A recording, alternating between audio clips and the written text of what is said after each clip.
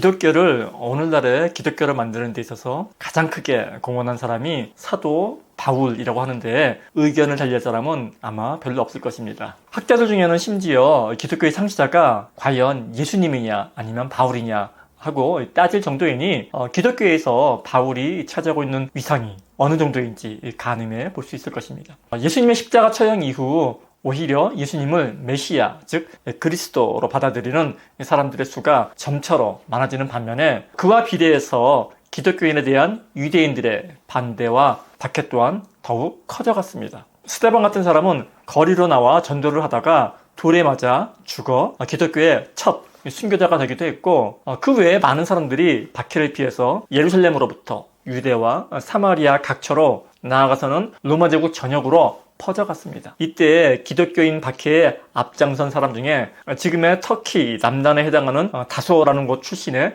유대인 사울이라는 사람이 있었습니다. 그는 예루살렘으로 가서 당시에 유명한 유대인 랍비인 가말리엘 문화에서 교육을 받음으로써 유대 전통에 정통한 바리새파 지식인이 되었습니다. 사람들이 첫 순교자 스데반을 돌려 쳐 죽일 때 그는 그들의 옷을 맞는 일을 비롯해서 예루살렘의 예수쟁이 박멸 운동에 진력하다가 거기에도 만족하지 못하고 저 멀리 다마스커스 즉 다메섹에 있는 예수쟁이들까지도 진멸하겠다고 정렬을 불태웠습니다. 다메섹으로 가는 길에 갑자기 하늘에서 큰 빛이 쏟아지며 그를 비추자 그는 땅바닥에 엎어졌습니다. 그때 사울아 사울아 네가 어찌하여 나를 핍박하느냐 하는 소리가 들렸고, 이에 사울이 누구냐고 묻자 나는 네가 핍박하는 예수다라는 대답을 듣게 됩니다. 사울은 땅에서 일어나 눈을 떴으나 아무것도 볼 수가 없었습니다.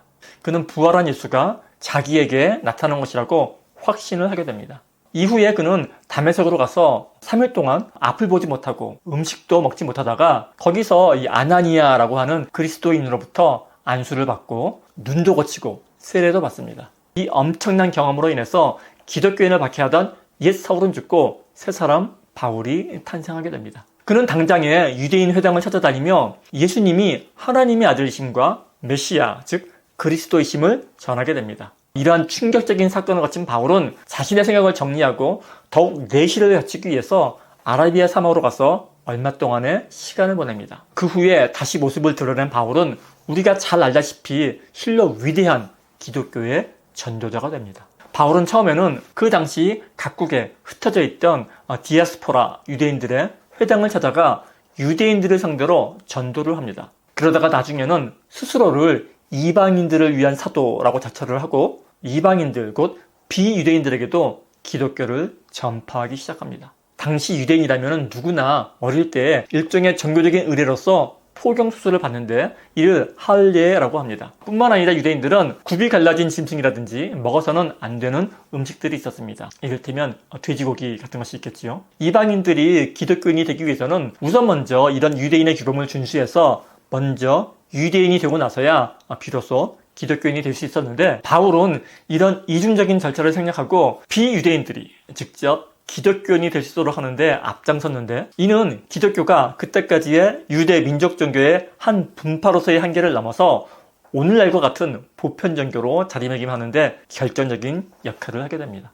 바울과 그의 일행은 유대인들과 이방인들에게 복음을 전하기 위해서 그 당시로서는 세상에 끝이나 다름없었던 지중해 연안 지역을 3번이나 전도 여행으로 다니면서 각지에 교회를 세우고 그 세운 교회들에게 편지를 보냅니다. 신약성경의 유일한 역사서인 사도행전은 그 내용의 거의 절반 정도가 이러한 그의 전도 여행에 대한 기록들입니다. 바울은 이렇게 여행하는 곳마다 교회를 세우고 그 후에 교회마다 일일이 문안과 교훈의 편지를 보냈는데, 이 편지글들이 나중에 서신서라고 해서 27권의 신약성경의 거의 절반을 차지하게 되는 성경책이 되는 것입니다. 바울은 여행 도중에 배가 난파되기도 하고 감옥에 갇히기도 하고 매를 맞고 심지어는 돌에 맞아 죽을 뻔하는 등 온갖 고초를 겪으면서도 열성적으로 전도를 했습니다. 또한 그의 깊은 신학 사상으로 인해서 기독교는 명실상부 유대교의 분파적인 성격에서 완전히 벗어나 오늘날 어엿한 보편 종교로서 자리매김하게 된 것입니다. 바울의 가르침은 믿음으로 인한 의라는 이 칭의 사상과 종말론, 인간론 등 이 신학 전반에 걸쳐 있기 때문에 한마디로 간추릴 수는 없지만 적어도 그중 가장 중요한 사상 중에 하나는 주 안에서라는 말로 대표되는 in Christ 사상이라고 할 수 있을 것입니다. 우리의 일선적인 자, 즉 셀프가 그리스도와 함께 십자가에 못 박혀 죽고 그리스도 안에서 거듭 태어나는 그러한 체험을 통해서 새로운 존재가 됨을 강조하는 것입니다. 이러한 거듭나의 체험을 통해서 이제는 더 이상 내가 사는 것이 아니요 오직 내 안에 그리스도께서 사신 것이다 라는 고백이 가능하게 되는 것입니다. 이렇게 바울은 한편으로는 종교적인 체험을 중요하게 여기기는 했지만 다른 한편으로는 타인에 대한 사랑의 실천을 강조합니다. 내가 사람의 모든 말과 천사의 말을 할 수 있을지라도 내게 사랑이 없으면 울리는 징이나 요란한 꽹가리가 될 뿐입니다. 내가 예언하는 능력을 가지고 있을지라도 또한 모든 비밀과 지식을 가지고 있을지라도 또 산을 옮길 만한 모든 믿음을 가지고 있을지라도 사랑이 없으면 아무것도 아닙니다. 라는 말로써 믿음에 대한 지식보다는 사랑의 실천을 강조했던 것입니다. 바울은 또한 그리스도 안에서 하나가 된 사람들이 누릴 수 있는 평안에 대해서도 강조를 합니다. 이는 특히 한몸 사상으로 드러나는데 우리 모두는 그리스도를 머리로 하는 한 몸의 이 지체들이라는 것입니다. 모든 지체는 각기 다르지만 한 몸을 이루고 있는 이 하나이기 때문에 다른 지체를 자신과 같은 한 몸으로 여길 때에만 가장 아름답고 가장 건강하고 또한 가장 평안할 수 있다는 것입니다. 그리고 이렇게 한 몸을 이룬 지체를 그리스도를 머리로 하는 몸된 지체, 즉 교회라고 불렸던 것입니다.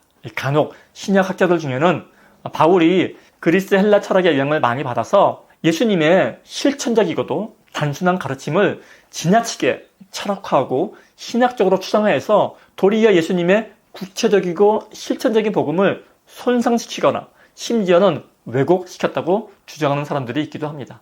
아무튼 바울은 약 30년간 복음을 전파하기 위해서 혼신의 힘을 쏟다가 네로 황제가 그리스도인들을 박해할 때인 기원 후 약 60년경 로마로 갔다고 하는데 성경에는 그 이후에 바울이 어떻게 되었다라는 기록은 없지만 전통적으로 네로 황제의 그리스도인 박해 때인 64년경에 출포되었다가 67년경 거기서 순교했다고 전해지고 있습니다. 이상이 간략하게 정리해본 기독교의 위대한 전도자 바울의 생애였습니다.